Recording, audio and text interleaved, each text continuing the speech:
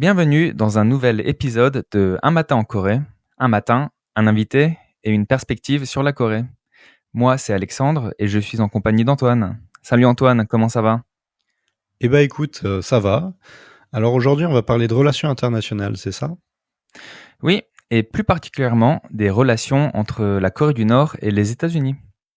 Et pour parler de ce sujet, on va recevoir Dylan Motin, docteur en sciences politiques de l'Université nationale de Kangwon.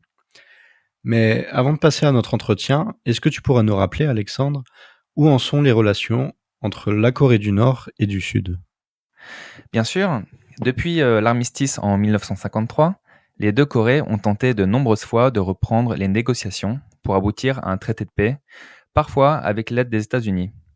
Mais aujourd'hui, le processus diplomatique est dans une impasse et l'échec des dernières négociations entre Donald Trump et Kim Jong-un n'augure rien de bon. Oui, parce qu'il y a des positions qui sont irréconciliables entre la Corée du Nord et les États-Unis, c'est ça? Tout à fait.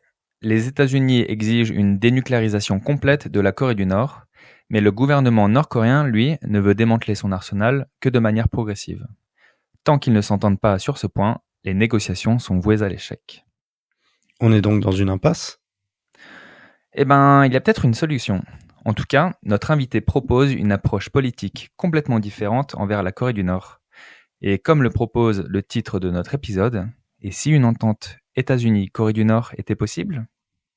Eh ben écoute, ça m'a l'air d'être un bon programme. Jingle? Allez, c'est parti!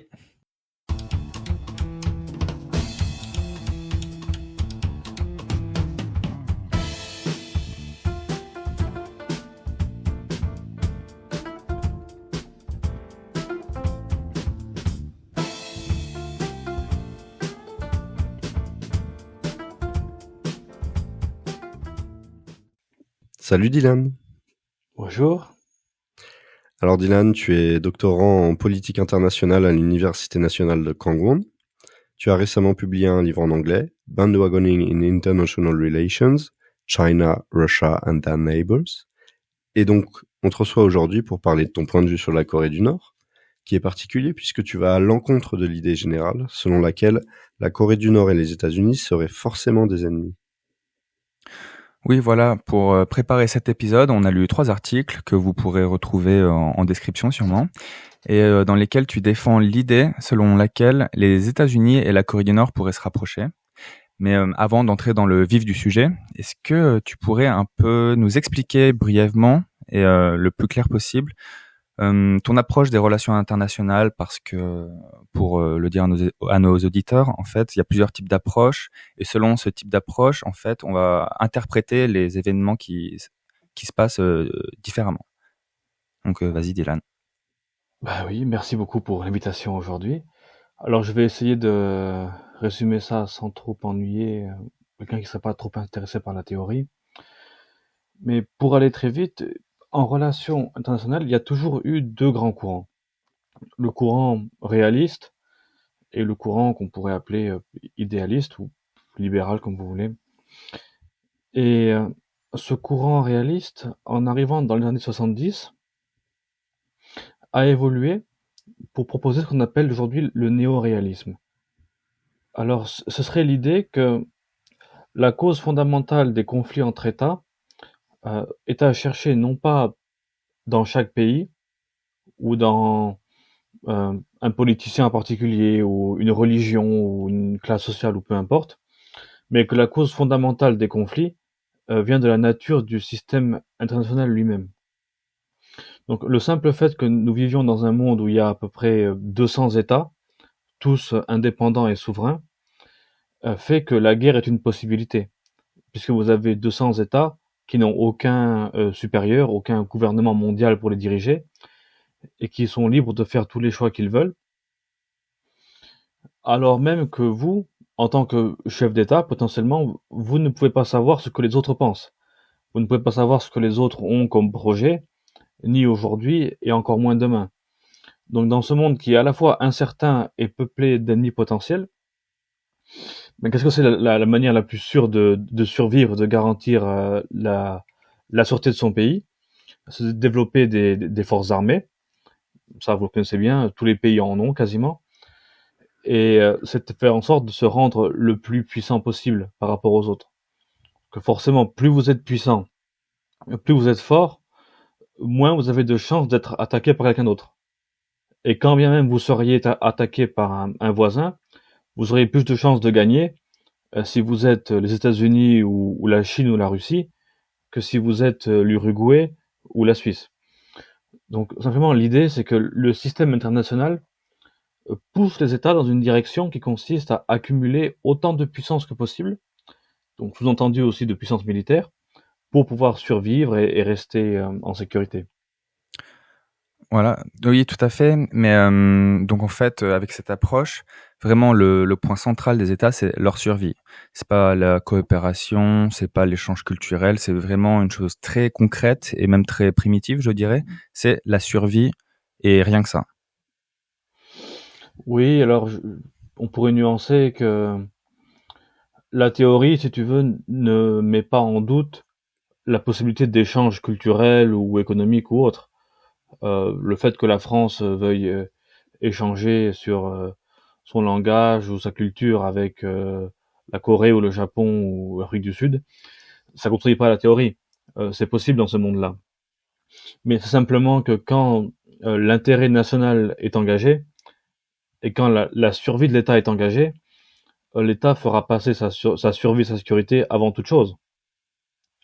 Pour prendre un exemple un peu trivial, peut-être que vous, dans votre vie, vous avez plein de hobbies ou de centres d'intérêt ou de je ne sais quoi.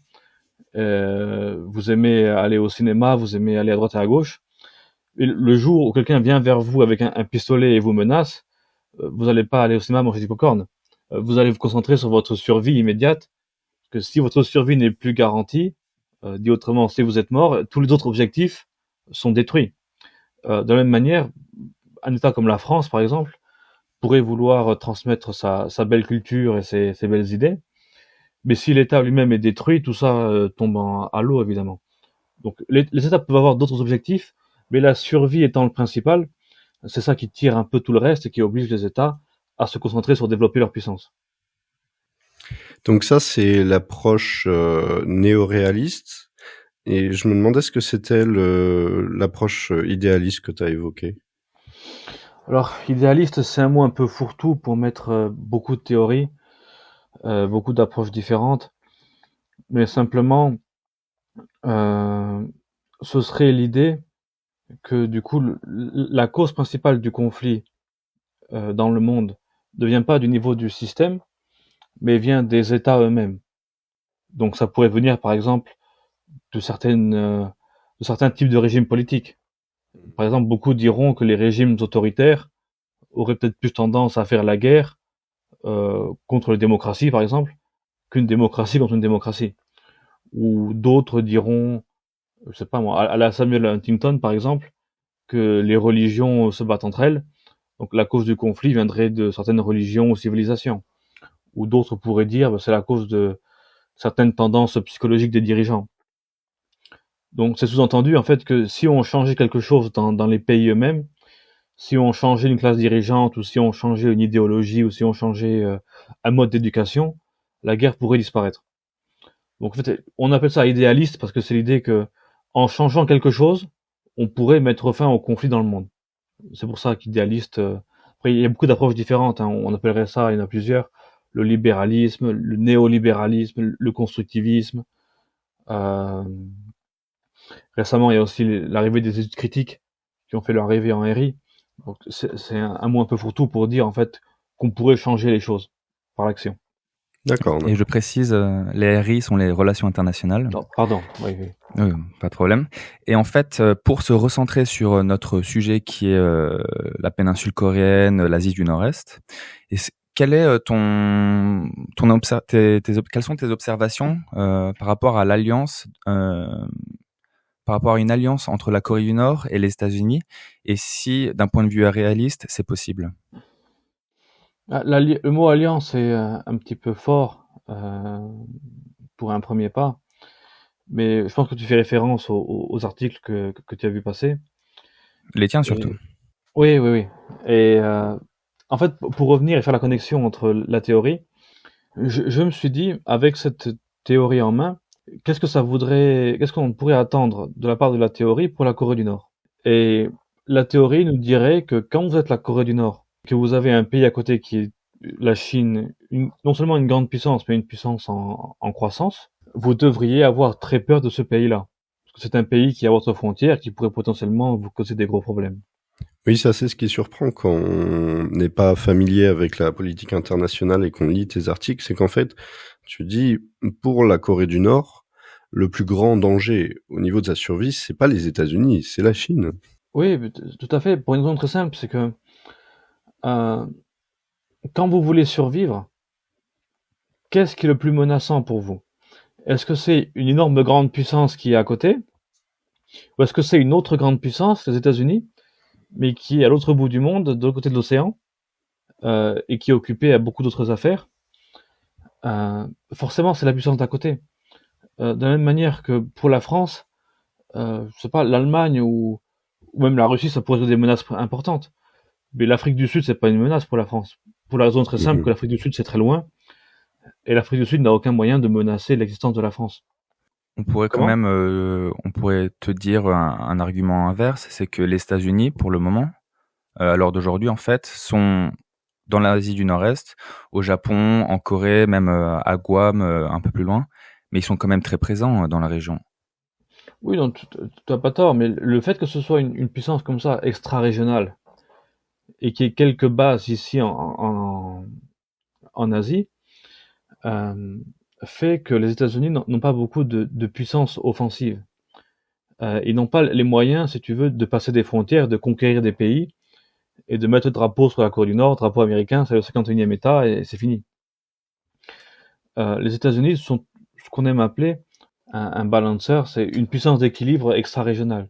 Donc c'est un pays qui est assez puissant pour aller en Asie ou en Europe et essayer de contenir des puissances locales comme la Chine ou la Russie, mais qui est pas assez puissant ou pas assez fort euh, pour faire comme les Russes par exemple et passer des frontières et planter le drapeau et dire c'est chez nous et annexer tout ça. Ça c'est une Et puissance extra-régionale. ouais. Et surtout, il faut dire quelque chose, c'est qu'il y a la puissance militaire. Donc, les États-Unis sont la première puissance militaire au monde, mais a priori, personne ne va attaquer frontalement la Corée du Nord, qui est équipée de l'arme nucléaire. Mais par contre, il y a la puissance économique, surtout, qui est importante. Or, au niveau de l'économie, l'immense majorité des échanges se font entre la Corée du Nord et la Chine. Il y a pas de, je sais pas s'il existe des échanges entre les États-Unis et la Corée du Nord, je pense pas, hein. Oui, toi t'as raison. Après, dans ma théorie, je considère pas que les relations économiques soient ce qui te fait décider avec qui tu t'allies ou pas. D'accord. Et dans le cas de la Corée du Nord, si tu veux, l'économie, elle est plus subie que voulue. Euh, Comme tu dis, 90% du commerce nord-coréen se fait avec la Chine. C'est pas parce que les Nord-Coréens ont une sympathie énorme pour les Chinois. C'est juste Non, parce qu'ils non, n'ont pas non, le choix. c'est pour des raisons Et pragmatiques, oui. quand ils sont sanctionnés de partout, les seuls voisins possibles, c'est la Chine et la Russie. Et le seul qui peut payer les factures et envoyer des produits, c'est la Chine. Les Nord-Coréens sont bien au courant de ça et s'en plaignent beaucoup. Et depuis même d'ailleurs Kim Jong-il, ils ont toujours cherché des options pour essayer de détourner ce commerce de la Chine vers d'autres pays pour être moins dépendants, parce qu'ils ont bien compris que si c'est la Chine qui leur envoie tout leur pétrole, tout leur gaz, toute leur matière importante, un jour ou l'autre, ils peuvent aussi les mettre en danger. Et Oui, c'est ce qui est voilà. surprenant quand on lit tes articles, c'est que tu montres des extraits de propagande nord-coréenne dans lesquels en fait ils sont très virulents envers la Chine. Oui, de propagande. Et puis la propagande, on pourrait toujours m'opposer. Bon, ben ça, c'est du blabla officiel, il faut pas trop y faire confiance. Mais on a aussi des cas de paroles privées. Donc des cas par exemple, de Kim Jong-un Mhm. euh, qui rencontre Mike Pompeo, l'ancien secrétaire d'État américain. Et il y a une scène assez amusante où Mike Pompeo lui dit à Kim Jong-un, ah, en fait, toi, ce que tu veux, c'est que nous, on quitte la Corée, c'est ça? Tu voudrais qu'on retire nos soldats. Mhm. Et Kim Jong-un lui dit, non, pas du tout. Si vous faites ça, on va devenir le nouveau Tibet ou le nouveau Xinjiang. Donc, si vous vous retirez, nous, on va rester sans puissance devant la Chine. On va devenir une colonie chinoise. Donc, s'il vous plaît, ne vous retirez pas. Et c'est contrairement au discours officiel nord-coréen.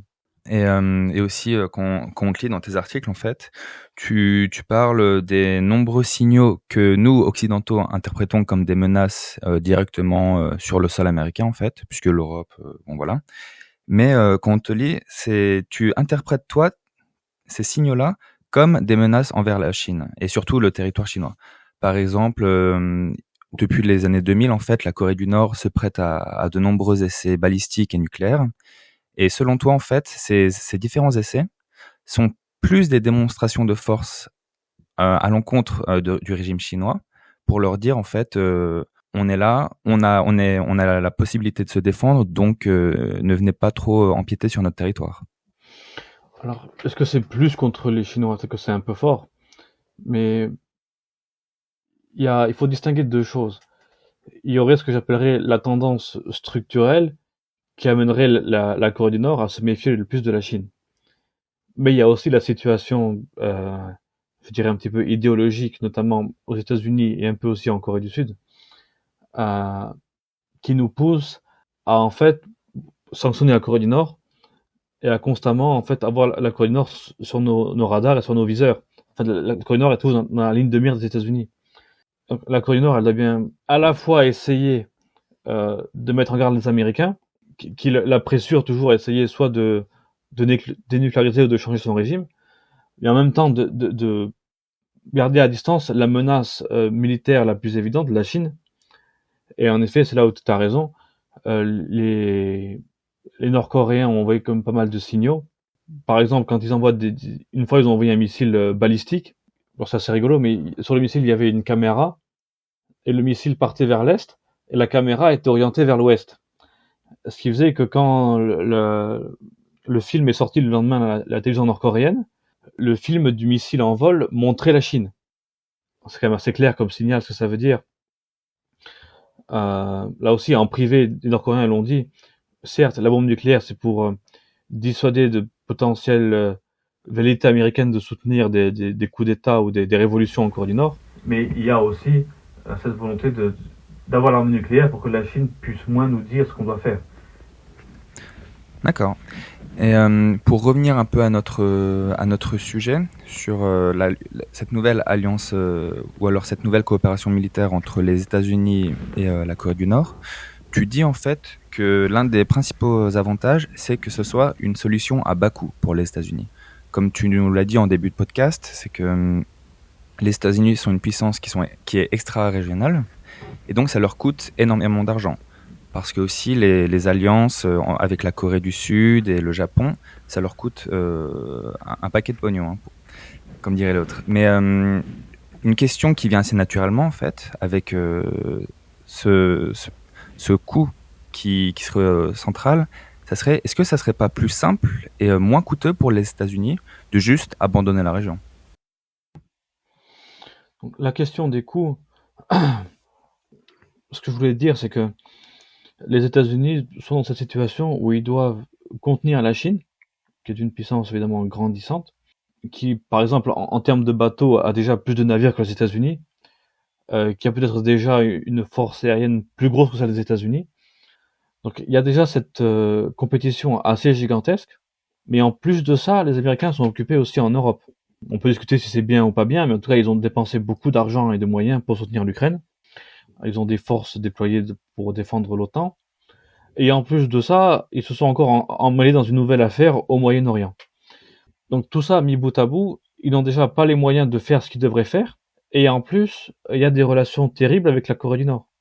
Donc l'idée de coût, en fait, c'est que tu as un conflit qui n'est pas nécessaire pour les Américains, qui est basé plus sur des préférences idéologiques ou historiques. Ce serait de se débarrasser de l'arme nucléaire nord-coréenne ou se débarrasser même du régime nord-coréen, qui évidemment est un régime totalitaire, qui est un régime vraiment pas très sympathique du tout. Il faut le dire. Mais est-ce que les Américains, depuis Washington, en appuyant sur un bouton, peuvent changer ce régime et tourner la Corée du Nord en une belle démocratie? Je suis pas sûr. Et vu que tout ça consomme des ressources, je dis dans l'article qu'au lieu de gaspiller des ressources et contre la Corée du Nord et contre la Chine, essayons de faire comme on a fait dans les années 50, par exemple avec la Yougoslavie, qui était de dire, bon bah écoutez, vous êtes un régime communiste dictatorial, on n'aime pas trop ça, mais bon, on se pince le nez, c'est pas nos affaires, et on va avoir des relations correctes avec vous, et en échange, aidez-nous à contenir l'URSS, à l'époque pour la Yougoslavie, et aujourd'hui pour la Corée du Nord, aidez-nous à contenir la Chine, et on va vous laisser tranquille. Oui, parce que ce que tu dis bien dans tes articles, c'est que le but, c'est pas une alliance États-Unis-Corée du Nord, mais c'est le fait d'un rapprochement qui est limité, en fait. Il s'agit de chercher un équilibre, parce qu'un soutien trop fort pourrait déclencher un conflit éventuellement, mais le but, c'est de faire de la Corée du Nord un peu un État qui est plus indépendant de la Chine, quoi. Oui, pour résumer ça en un mot, ce serait l'idée que en fait la Corée du Nord retire toutes ses troupes basées là à la frontière nord-coréenne, tout près de chez nous, qui pourraient aller vers Séoul, et qu'elle les redéploie vers le nord. Pourquoi? Comme ça, la Corée du Sud serait sécurisée et plus tranquille et pourrait faire autre chose que constamment défendre cette frontière-là. Les Américains basés en Corée du Sud, eux aussi, pourraient se concentrer sur la menace chinoise et surtout l'affaire de Taïwan, qui malheureusement prend une direction assez inquiétante. Et la Corée du Nord elle-même, euh, en défendant mieux sa frontière nord au lieu de venir pousser vers le sud, pourrait absorber l'énergie chinoise vers elle-même plutôt que de laisser les Chinois libres de faire ce qu'ils veulent et de pousser vers Taïwan ou vers le Vietnam et ailleurs. Donc, l'idée, c'est pas une alliance avec des garanties fortes, mais c'est plus ce qu'ont fait les Américains avec la Yougoslavie pendant la guerre froide, ou aussi avec la Chine de Mao. C'est pas une alliance officielle, c'est rien de signé, c'est pas des échanges de très haut niveau, mais c'est juste une compréhension mutuelle qu'on n'est pas l'ennemi principal, qu'on va pas vous attaquer, donc vous non plus, et avoir des relations, quelques échanges peut-être en termes d'information, de politique, de diplomatie, mais en tout cas simplement d'éliminer le risque de guerre et de faire en sorte que les Nord-Coréens aient moins d'intérêt de menacer le Sud ou de mettre leur armée vers le Sud. C'est ça en fait l'idée. Et aujourd'hui, avec la prise de pouvoir de Yoon, où en sont les relations entre les deux Corées? Est-ce que ce rapprochement est toujours réaliste? Ben, malheureusement, ça a été plus du temps de Moon Jae-in et de Donald Trump, parce que maintenant, évidemment, avec Yoon, qui est revenu dans une vision beaucoup plus idéologique, où la Corée du Nord, de toute façon, par nature, est un régime communiste adverse. Et en 2023, la Corée du Nord est redevenue dans les documents officiels nord-coréens, sud-coréens, pardon, et a été reclassifiée comme ennemi, ce qui a agacé les Nord-Coréens et qui a contribué à la situation tendue d'aujourd'hui. Donc, malheureusement, le gouvernement Yoon, lui, est concentré beaucoup sur la partie idéologique, les droits de l'homme, le régime communiste. Donc, est-ce que c'est Ça réaliste change pour quoi l'instant? concrètement qu'ils étaient passés en ennemis? Dans les faits, ça change pas grand-chose, mais c'est un signal envoyé aux Nord-Coréens. D'accord. Ça casse la politique d'avant, de Moon Jae-in, d'essayer de... Même si Moon Jae-in n'avait pas changé la situation militaire sur le terrain, il avait changé le langage par rapport à la Corée du Nord. Oui, Et on voit ça aussi entre la Corée du Sud et le Japon, où régulièrement dans leur livre blanc de la défense, ils se requalifient soit en pays voisin, en État allié, en ami, en fonction des différents gouvernements et de leurs relations diplomatiques du moment. donc, sous le gouvernement actuel, je suis un petit peu inquiet, mais il faut bien comprendre que à la fin des fins, la vraie décision elle viendra de Washington. À l'époque Trump, alors pour tous les défauts que le personnage avait, on peut au moins dire qu'il avait un esprit ouvert. Donc, il voulait essayer d'engager la Corée du Nord, ce qui a choqué, je comprends bien, mais aussi du coup qu'il laissait une porte ouverte pour Moon Jae-in, pour pouvoir essayer aussi comme Trump en plus est sensible aux compliments et aux flatteries, ça, ah oui, monsieur Trump, que vous êtes beau, que vous êtes formidable, venez nous aider à faire la paix en Corée. Donc, si les Américains sont pas en fait sur le bateau, ça va être compliqué d'arriver à quoi que ce soit. Et C'est vu ça. que l'administration Biden a pas beaucoup d'intérêt dans la Corée du Nord, en fait, ni en bien ni en mal, c'est juste qu'ils ont tellement de dossiers ouverts et d'ennuis en cours qu'ils ont aucune énergie pour engager la Corée du Nord.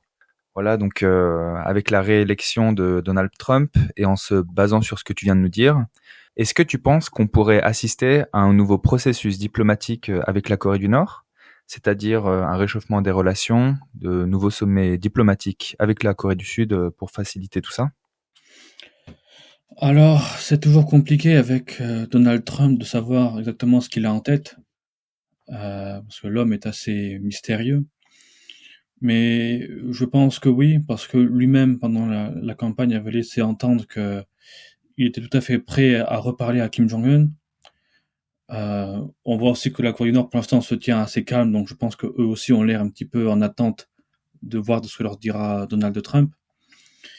Et l'entourage de Trump, qui n'est pas encore totalement formé, mais malgré tout, on voit qu'il y a des gens, notamment l'ambassadrice à l'ONU, par exemple, des gens qui sont relativement ouverts par rapport à la discussion avec des pays autoritaires, contrairement à l'équipe d'avant.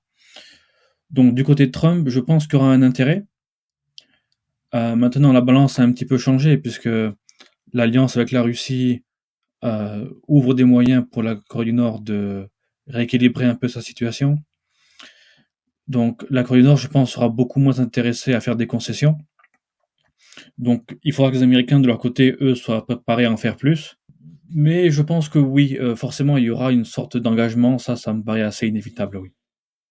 Oui, et aussi on l'avait vu pendant le processus diplomatique précédent entre Moon Jae-in, Trump et Kim Jong-un, c'est que même s'il y avait beaucoup de tentatives de rapprochement, notamment juste après ou pendant la période des Jeux Olympiques d'hiver en 2018, en fait, il y avait beaucoup de non-dits et on s'est très vite rendu compte qu'il y avait un gros non-dit qui était la dénucléarisation complète, totale, vérifiable et irréversible de la Corée du Nord.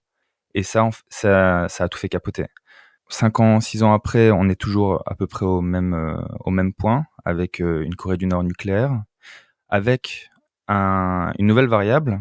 On se rend compte qu'en Corée du Sud, il y a tout un discours sur la nucléarisation du pays. On voit passer des sondages, peut-être pas toutes les semaines, mais assez régulièrement, sur des Sud-Coréens qui voudraient, ou en tout cas qui ne seraient pas contre, posséder l'arme nucléaire.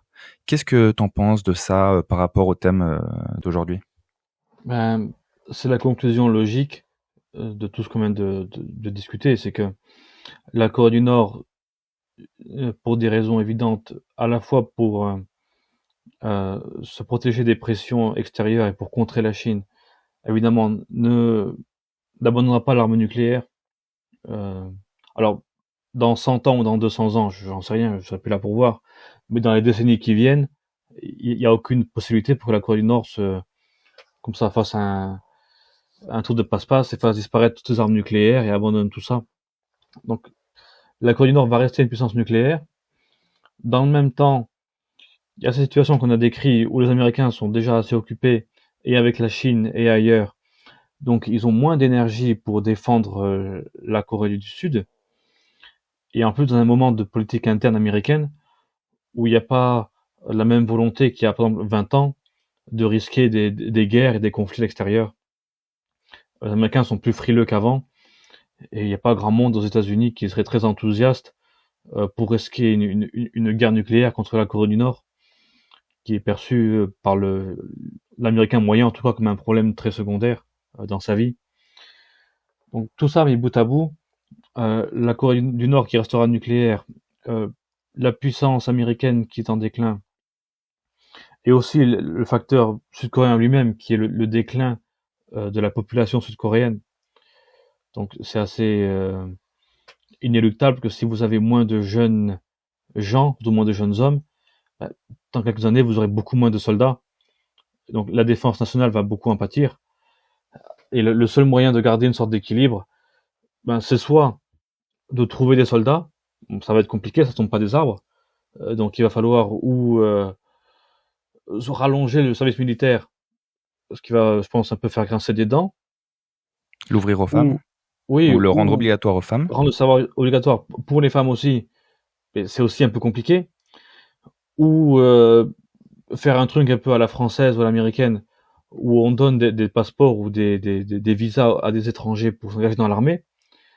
Mais je vois pas des quantités énormes d'étrangers venir en Corée pour devenir militaire. Donc, la seule solution pour compenser ce déclin démographique, c'est aussi d'avoir l'arme nucléaire. Pour dire aux Nord-Coréens, ben, écoutez, vous l'avez, nous aussi. Certes, vous avez une plus grosse armée que nous, mais on pourra toujours contre-attaquer avec des armes nucléaires si vous nous attaquez. Donc, c'est la conclusion de facteurs structurels très forts. Et c'est pour ça que le Sud-Coréen moyen l'a bien compris. Quand on a l'arme nucléaire, on a beaucoup moins de chances d'être attaqué par ses voisins. Je pense évidemment à l'Ukraine, on a bien vu comment ils ont fini. Oui, c'est de toute façon, ils ont l'exemple avec la Corée du Nord depuis toutes ces décennies, hein. Et c'est vrai que c'est assez intéressant, c'est que tu lis ça avec un autre problème structurel, et là qui est dramatique en Corée du Sud, c'est le faible taux de natalité. C'est pour toi, ça a un impact direct sur ses capacités militaires, et donc sa survie en tant que pays. Oui, comme disait notre bon vieux Louis XIV, un homme, un fusil. C'est très simple comme logique. C'est plus votre pays est peuplé, plus vous avez des possibilités de croissance économique, mais aussi de puissance militaire.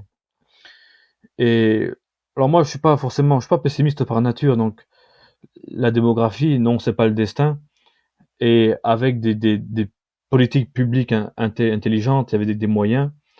Il y a des moyens de revenir, de corriger ça. Et l'exemple, évidemment, qu'on connaît tous, ben, c'est le nôtre, c'est la France. La France qui a connu un déclin démographique avant tout le monde, à la fin du 19e siècle. Et donc nos dirigeants français à l'époque étaient terrifiés parce que la population française commençait à stagner, alors que l'Allemagne, elle, montait en flèche. Donc arrive la Première Guerre mondiale, vous avez encore 1,5 million de jeunes Français qui sont tués. La population stagne toujours. L'Allemagne, elle, croît toujours. Arrive la Seconde Guerre mondiale, et là, vous avez encore une boucherie. Et à ce moment-là, les dirigeants français étaient complètement paniqués. Ils ont dit, mais la France va finir effondrée à ce rythme-là. On est une puissance décadente, quoi. Mais après la Seconde Guerre mondiale, il y a une sorte de miracle démographique où, par des politiques publiques généreuses, un système assez facile pour avoir ses enfants gardés à la crèche, à l'école, et pouvoir mélanger le travail, élever les enfants, une éducation gratuite, enfin tout un système comme ça assez généreux. Les gens ont commencé à faire des enfants aujourd'hui, et jusqu'à aujourd'hui. Alors même si bon, le président récemment a parlé de crise démographique, pour lui, une crise démographique, c'est à 1,7 enfants par femme. Pour lui, ça c'est une crise. Alors qu'ici, on est à 0,6. Donc, bon, peut-être qu'il a raison de s'inquiéter, mais je dis pas le contraire. Mais voilà, on peut toujours en revenir à la démographie. Mais tant que c'est pas fait, l'arme nucléaire, c'est la solution de secours. En Corée du Sud, on a effectivement un déclin démographique extrêmement impressionnant. On sait que en Chine aussi, il y a un vieillissement de la population avec aussi cette particularité chinoise qui était la politique de l'enfant unique. Est-ce qu'on connaît un peu les évolutions démographiques de la Corée du Nord ou pas? C'est compliqué évidemment parce qu'il faut soit tu crois les chiffres officiels nord-coréens, soit tu crois les informations officieuses qui passent par-ci et par-là. Alors si on croit les chiffres officiels, on serait un taux d'enfants par femme qui est pas loin de 2. Donc qui est un taux normal et qui permet on va dire une population en légère augmentation. Donc. Mais il y a beaucoup de gens ou d'experts qui laissent entendre que en fait on serait quasiment à non pas 2 mais 1. Donc qui serait une situation pas très loin de la Corée du Sud, pire que le Japon, et donc qui serait en fait une situation de quasiment aussi de déclin démographique dans quelques années, parce qu'avec un taux de 1, la population va vite tomber, et le pays pourrait devenir un pays en vieillissement avant d'être un pays riche. Donc ça pourrait être assez catastrophique pour la Corée du Nord. Mais je suis pas assez calé en démographie pour avoir une opinion intelligente. Et je suis pas capable de dire quels sont les vrais chiffres et quels sont les faux. D'accord. Je voulais revenir sur quelque chose qu'on a évoqué au début, qui est cette représentation que nous, on a de l'alliance Corée du Nord, Russie, Chine. On les voit souvent comme un bloc uni, soudé, et toi, du coup, à travers les articles, tu montres que non, c'est pas complètement le cas. Qu'est-ce que ça dit de nous qu'on ait cette image de ces pays-là comme faisant partie d'un bloc fort, quoi. Ça nous rappelle toujours notre tendance historique à mettre les pays adverses dans un même panier, si je peux dire, et à oublier de faire la différence. Et c'est pas nouveau. Déjà, dans les années 50, en Occident en général, mais surtout aux États-Unis, on voyait, si tu veux, le bloc URSS, Chine, Corée du Nord, et plus à côté, bon, il y avait Cuba, il y avait d'autres. Et on avait cette image d'une espèce de pieuvre, si tu veux, avec la tête basée à Moscou, et puis la Corée du Nord ou la Chine qui ne seraient que des espèces de tentacules qui obéissaient aux ordres de Staline. Ouais. Alors qu'aujourd'hui, on sait que les tensions sino-soviétiques en fait étaient très fortes, enfin au point presque qu'ils sont venus à l'affrontement direct. Exactement, mais là après je pense qu'on touche aussi à une tendance psychologique humaine qui est assez naturelle, c'est d'imaginer des connexions, des espèces de manœuvres, de complots là où il n'y en a pas en fait. Et bien sûr que la Corée du Nord et la Russie et la Chine ont des coopérations très fortes, mais ça n'en fait pas, si tu veux, un groupe uni, surtout pas en plus avec l'Iran dedans, ça n'en fait pas un groupe uni qui agit comme ça d'une seule voix. Et surtout, il faut pas oublier que beaucoup de ces coopérations sont en partie dues à notre fait. C'est par des politiques pas très intelligentes qui ont poussé. Alors, je pense que dans tous les cas, la Chine et la Russie étaient vouées plus ou moins à avoir une sorte de quasi-alliance. Mais comme la Corée du Nord, je pense qu'il n'y avait pas de destin à ce que la Corée du Nord devienne aussi proche de la Chine. Et on peut aussi élargir à l'Iran. Euh, L'Iran n'était pas destiné à devenir un copain de la Russie, par exemple. Sont des pays qui sont très méfiants l'un de l'autre historiquement. Mais des erreurs historiques ont été faites récemment de mettre fin à l'accord nucléaire. Et ça a relancé, ça a remis une pièce dans la machine du conflit. Et nous, on y voit une espèce de complot mondial de la Russie, de la Chine, de l'Iran. En fait, beaucoup est lié à des erreurs de politique, malheureusement. Donc, on a parlé effectivement du fait que en antagonisant la Corée du Nord, on la pousse dans les bras de la Chine finalement. On est un peu en train de voir un phénomène similaire avec la Russie où depuis le début du conflit ukrainien, on a fermé énormément de relations diplomatiques avec la Russie et elle se retrouve maintenant. On a eu récemment une visite de Poutine en Corée du Nord. Il y a eu une revitalisation de l'alliance Russie-Corée du Nord parce que la Russie a du mal à trouver d'autres alliés. Est-ce qu'elle a du mal? Oui. Mais il y a aussi une raison en fait très prosaïque, c'est que historiquement l'URSS et la Corée du Nord étaient très proches. Donc l'URSS a fourni beaucoup d'armes à la Corée du Nord. Et ce qui fait qu'aujourd'hui, les armes de la Corée du Nord sont compatibles avec celles de la Russie. Pour parler de manière très factuelle, vous avez les mêmes calibres d'obus en Corée du Nord et en Russie. Donc c'est assez facile en fait d'aller juste en Corée du Nord, de mettre ça dans un conteneur et de l'envoyer en Ukraine et de le tirer directement sur les Ukrainiens. Il n'y a pas besoin de changer de technologie ou de dépenser beaucoup d'argent. Donc pour les Russes, c'est très facile d'aller chercher des armes en Corée du Nord.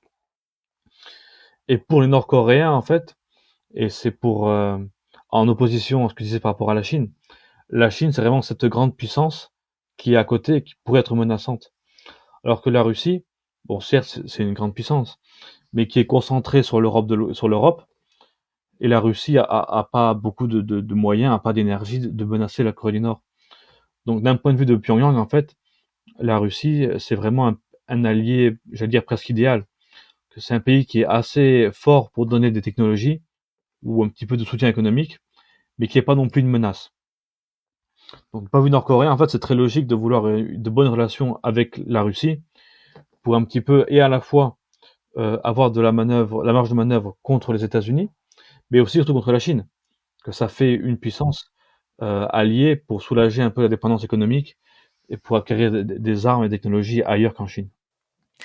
D'ailleurs, on a eu des rumeurs qui diraient comme quoi qu'en octobre, que la Corée du Nord aurait envoyé des troupes, des soldats nord-coréens sur le front russe. Et alors, bon, certaines sources disent que ce sont que des rumeurs, que c'est infondé. D'autres disent qu'il y a vraiment des soldats nord-coréens qui sont partis au front. Alors toi, qu'est-ce que t'en penses de tout ça? Est-ce que tu penses que ça va changer l'impulsion des relations entre la Corée du Nord et de la Russie? Et si ça va donner en fait un nouveau rôle à la Corée du Nord, voilà. Alors, c'est vrai que c'est compliqué de faire la part entre le vrai et le faux parce qu'il y a beaucoup de désinformation des deux côtés. Ce qui paraît vrai pour l'instant, c'est qu'il y aurait un groupe plus ou moins de la taille d'une division, donc 10-12 000 hommes, qui sont présents et à la frontière russe elle-même et dans les territoires occupés d'Ukraine, sous commandement russe. Donc des soldats nord-coréens sous leadership d'officiers russes avec des armes russes et des uniformes russes. Ça, c'est ce qui paraît à peu près établi. Après, ce qui est plus en doute, c'est est-ce qu'ils sont engagés maintenant sur le front? Bon, pour l'instant, il n'y a pas de traces définitives. Les Ukrainiens disent que eux ont tué déjà des Nord-Coréens. Bon, là aussi, on n'a pas encore de traces définitives. Mais je pense que s'ils sont là, c'est pour servir. Donc, on devrait les voir assez vite sur le front. Alors, les conséquences à long terme, pour l'Europe, pour l'Ukraine, alors ça fait 10 000 soldats de plus, donc ça fait encore plus d'ennuis, mais ça change pas grand-chose dans le sens où l'armée russe elle-même, c'est déjà 600 000 hommes engagés sur le front. Donc je te dirais que 10 000 de plus ou de moins, à ce moment-là, ça change pas grand-chose non plus. Par contre, pour la Corée du Nord, oui, il y a des gros avantages. Au-delà du cash, au-delà des céréales, des matériaux et tout ça, la Corée du Nord a déjà reçu du soutien technologique. On parle de missiles anti-aériens, qui est un domaine où elle est déjà beaucoup en retard. Donc oui, pour la Corée du Nord, il y aura des avantages massifs dans les années qui viennent. D'accord, Dylan. Eh ben, écoute, merci beaucoup pour ton temps, en tout cas. Merci beaucoup pour l'invitation. Merci d'avoir écouté cet épisode d'Un matin en Corée, votre podcast mensuel sur la Corée, en partenariat avec le CRRC et en collaboration avec l'Atelier des Cahiers. N'hésitez pas à nous suivre sur les réseaux et à bientôt.